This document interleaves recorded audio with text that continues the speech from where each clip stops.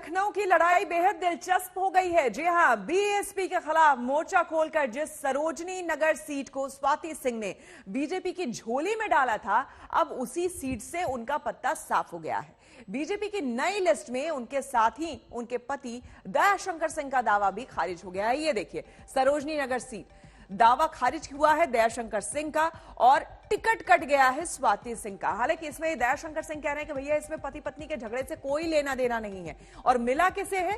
पूर्व आईपीएस है राजेश्वर सिंह, इनको टिकट मिल गया है। हालांकि अब दयाशंकर सिंह ये बता रहे हैं कि भाई इनसे पारिवारिक रिश्ता है, संबंध रहा है, तो हम इनके लिए प्रचार करेंगे। और वैसे भी ये टिकट उन्हें मिल रहा था, लेकिन उनकी पत्नी को मिल गया था, तो इसीलिए इसे उसी नजरिए से देखा जाना चाहिए, गलत मानने की कोई बात नहीं है।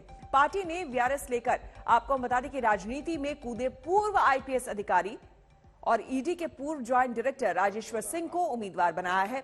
दूसरी तरफ अपर्णा यादव को भी बीजेपी ने टिकट नहीं दिया है। लखनऊ कैंट से रीता बहुगुणा जोशी के बेटे मयंक जोशी का दावा भी खारिज हो गया है। अब यहां से कानून मंत्री ब्रजेश पाठक चुनाव लड़ेंगे। माना जा रहा है कि पति पत्नी के झगड़े में स्वाति सिंह का टिकट कट गया है। हालांकि दयाशंकर सिंह ने साफ तौर पर कहा है कि इसका घरेलू झगड़े से कोई भी लेना देना नहीं है। लेकिन तस्वीर फिलहाल ये टिकट कटा है पत्नी का, ज्यादातर लोग नाराज होते हैं, आप हंस रहे हैं खुद से। देखिए, मैं कभी भी आज तक कभी नाराज नहीं हुआ हूं। पार्टी के निर्णय, और हम लोग पार्टी के सिपाही हैं। आज जो कुछ भी है, आज जो है, आज अभिषेक भाई हमारा इंटरव्यू ले रहे हैं, इसलिए ले रहे हैं कि मैं भारतीय जनता पार्टी के उपाध्यक्ष हूं। ऐसे बहुत सारे लोगों की पत्नियों को टिकट कटा होगा, परिवार के लोगों को टिकट कटा होगा, तो उनके यहाँ कहाँ जाते हैं आप? नहीं, लेकिन आप तो लगे थे कि टिकट उनका कट जाए। नहीं, कभी नहीं। आप चाह रहे थे कि कट जाए, आपको मिल जाए। नहीं, मैं कभी नहीं ये चाहा कि उनका कट जाए। और मैं ये देखिए, ये तो मैंने कहा था कि पार्टी अपने हिसाब से निर्णय लेती है। लड़ना चाहते थे? देखिए, आदमी राजनीतिक क्षेत्र में है तो लड़ना तो चाहेगा ही, लेकिन कहीं ये नहीं था। पार्टी यदि हमने कहा था कि पार्टी लड़ाना चाहे तो मैं लड़ूंगा, और पार्टी जहां से लड़ाना चाहे वहां से लड़ूंगा। अब पार्टी जिसको लड़ाएगी उसको लड़ाऊंगा। मैंने कभी ये नहीं कहा कि मुझे लड़ाए और किसी को न लड़ाए। तो हम तो लेकिन आपको लगता नहीं है कि जब आपकी पत्नी वहां से विधायक थी, मंत्री थी, तो आपकी दावेदारी होगी तो नेचुरल है कि दोनों की दावेदारी होगी, तो एक का कट सकता है। ये तो दोनों ही का कट गया। नहीं, देखिए भाई, पत्नी को भी तो किसी को काट के ही मिला था। तो ये तो पार्टी है, हर समय जो समय उसकी परिस्थिति जैसी रहती है उस परिस्थिति के अनुसार निर्णय करती है। लेकिन आप खुश बहुत हैं। मैं पहले भी मैं खुश रहता था, आज भी खुश हूं, आगे भी खुश रहूंगा। क्योंकि केवल टिकट के काटने से और जुड़ने से न मैं नाराज होता हूं न खुश होता हूं। तो आपको बता दें कि लखनऊ मध्य की मुश्किल लड़ाई को देखते हुए बीजेपी ने कैबिनेट मंत्री ब्रजेश पाठक को लखनऊ कैंट से टिकट दिया है। इस फैसले से खुश होकर उनके समर्थकों ने जमकर आतिशबाजी की। ब्रजेश पाठक अब से कुछ देर बाद करीब 11 बजे नामांकन दाखिल करेंगे। इस सीट से बीजेपी सांसद रीता बहुगुणा जोशी अपने बेटे के लिए टिकट मांग रही थी। उधर समाजवादी पार्टी से बीजेपी में आई अपर्णा यादव की भी दावेदारी लखनऊ कैंट से बताई जा रही थी। 2017 में रीता बहुगुणा जोशी ने अपर्णा को यहां से हराया था।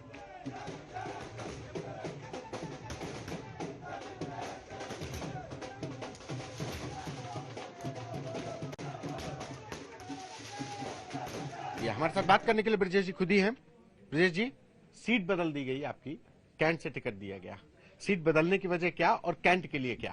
हमारा नेतृत्व जो भी मुझे आदेश दिया है मैं उसका अच्छा पालन करूंगा, और हम सभी कार्यकर्ता मिलजुल करके प्रदेश में एक ऐसी सरकार बनाने जा रहे हैं जो प्रचंड बहुमत की होगी। इस बार 325 से अधिक सीटें हम सब जीतेंगे।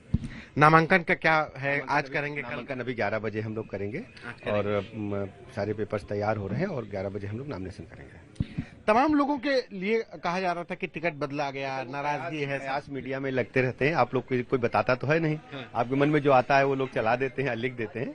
ऐसा कुछ नहीं है, और पार्टी नेतृत्व ने अपने कार्यकर्ताओं पर जो भरोसा किया उसका अच्छा हम लोग पालन करेंगे।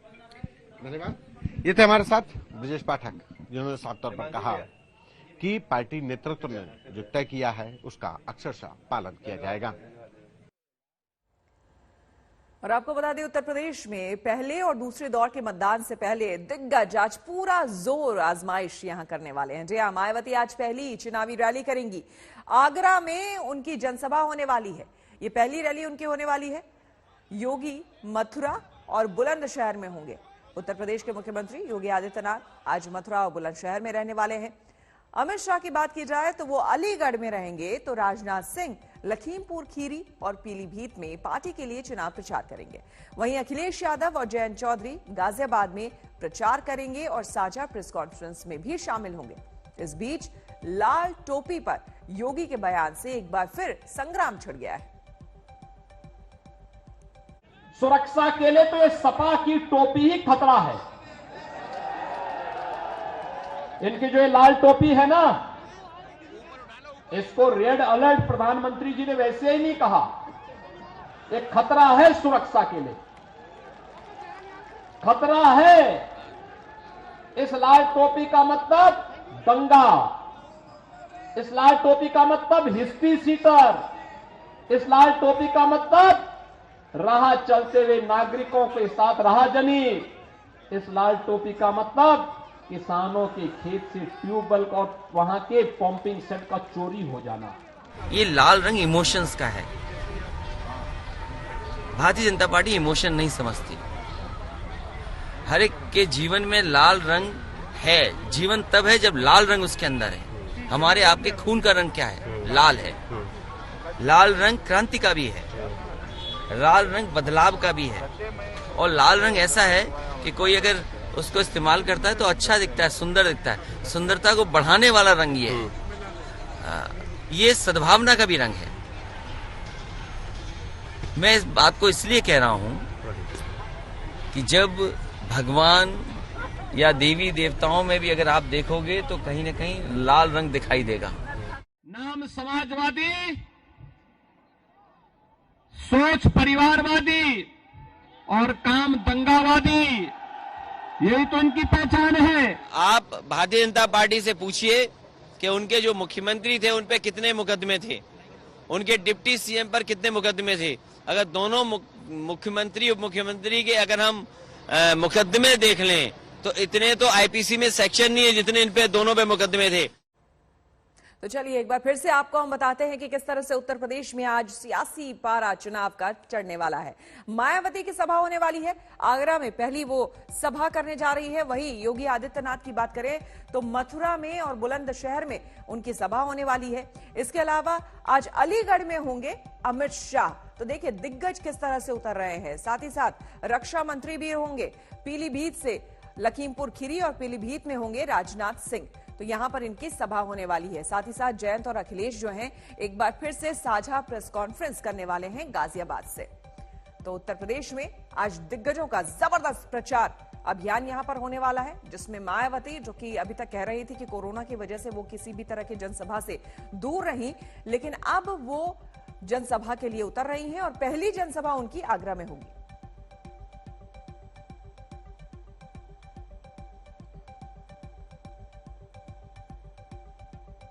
आम बजट में वित्त मंत्री ने किसानों के लिए 10 बड़े ऐलान किए हैं। वहीं 2,37,000 करोड़ की रकम एमएसपी के तौर पर सीधे किसानों के खातों में ट्रांसफर करने का वादा भी किया है। मगर किसान अब भी अपनी फसल के सही दाम और सही समय पर भुगतान की मांग कर रहा है।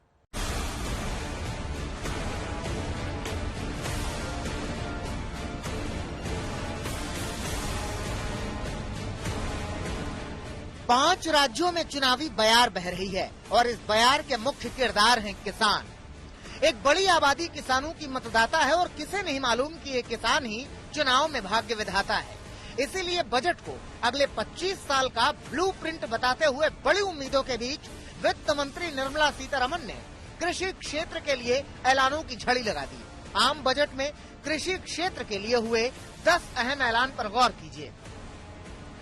किसानों के खातों में 2.37 लाख करोड़ रुपए की एमएसपी सीधे ट्रांसफर। गंगा किनारे ऑर्गेनिक खेती को बढ़ावा मिलेगा। तिलहन के आयात की निर्भरता को कम किया जाएगा। किसानों को डिजिटल करने के प्रयास को तेज किया जाएगा। निजी क्षेत्र को कृषि क्षेत्र में बढ़ावा देने के लिए पीपीपी मॉडल पर काम किया जाएगा। नाबार्ड के जरिए खेती के क्षेत्र में स्टार्टअप को बढ़ावा दिया जाएगा। केमिकल मुक्त खेती को बढ़ावा दिया जाएगा। 44,000 करोड़ रुपए की लागत से केन बेतवा नदी जोड़ने की परियोजना शुरू होगी, जिससे 9 लाख किसानों को लाभ होगा।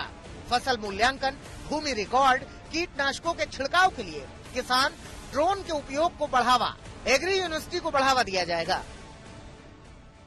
Chemical-free natural farming will be promoted throughout the country with a focus on farmers' lands in 5-kilometer wide corridors along the river Ganga at the first stage. किसानों के लिए ये बजट किस हद तक कारगर होगा, ये पीएम मोदी ने भी बताया। किसानों के कल्याण के लिए एक महत्वपूर्ण कदम उठाया गया है।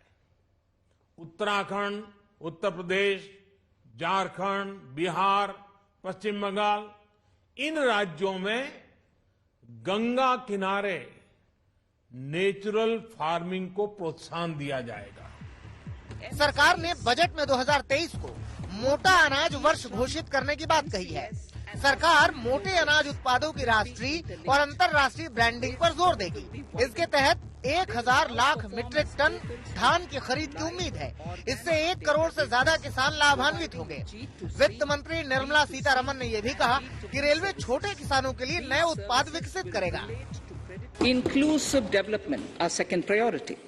Agriculture, the procurement of wheat in Rabi 21-22 and the estimated procurement of paddy in Kharif 21-22 will cover 1,208 lakh metric tons of wheat and paddy from 163 lakh farmers and 2.37 lakh crores will be the direct payment of MSP value to their accounts. लेकिन budget में PM किसान निधि की राशि में इजाफे को लेकर कुछ नहीं कहा गया है, न ही कोई ऐसा क्रांतिकारी ऐलान जिससे किसानों की आय में इजाफा होता हो। ऐसे में किसान नेता क्या सोचते हैं, देखिए। नहीं, किस चीज में ट्रांसफर करेंगे? डायरेक्ट कर्जे में करेंगे, फसल के रेट में करेंगे, कहीं में करेंगे ट्रांसफर। वो उसी में ही ऑर्गेनिक पे जितना देंगे वो भी उसी में दिखाएंगे। जो सोलर पे इंडस्ट्रीज को देने की उन्होंने बात करी वो भी उसी में दिखाएंगे। वो कर्जा उसमें शायद दिखाने की कोशिश करेंगे। वो इरिगेशन में जो 4 नदियों का जोड़ने का प्रोग्राम है वो भी उसी में दिखाएंगे। हमने तो कहा कि आप एमएसपी पे गारंटी कानून बना दो, वो तो बना नहीं रहे। ये कह रहे कि हम डिजिटल उससे किसान के उसको जोड़ेंगे। हम क्या के जोड़ो? हम तो पिछले 7 साल से कह रहे, जब से प्रधानमंत्री का पायलट प्रोजेक्ट आया डिजिटल इंडिया कैंपेन वाला, हम तो कहा कि जोड़ो उसको। जो किसान 1 साल में अपना भुगतान लेता है गन्ने का या दूसरी फसलों का, उसको जोड़ दो आप उससे। भाई हम 14 दिन में, गन्ना एक्ट में ये है कि 14 दिन में भुगतान होगा। क्यों होगा 14 दिन में भुगतान? डिजिटल इंडिया आ गया ना, तो उससे जोड़ दो हमें को भी। सरकार कह रही है कि बजट में किसानों को बहुत कुछ दिया गया है, और किसान नेता क्या कह रहे हैं वो भी सुनिए। भाई कहाँ दे रहे हैं वो भी तो बता दो। हमारे फसल की कीमत तो दे नहीं रहे, वैसे दे देंगे ये? कहाँ से दे रहे? किसान ना तो इस बजट से बहुत ज्यादा खुश हैं और ना ही बहुत ज्यादा नाराज। शायद उन्होंने बजट से बहुत ज्यादा उम्मीद रखी ही नहीं थी, इसीलिए नाराजगी भी वैसी ही है। अब सवाल ये है कि इस चुनाव में ये बजट किसानों का रुख किस ओर करेगा।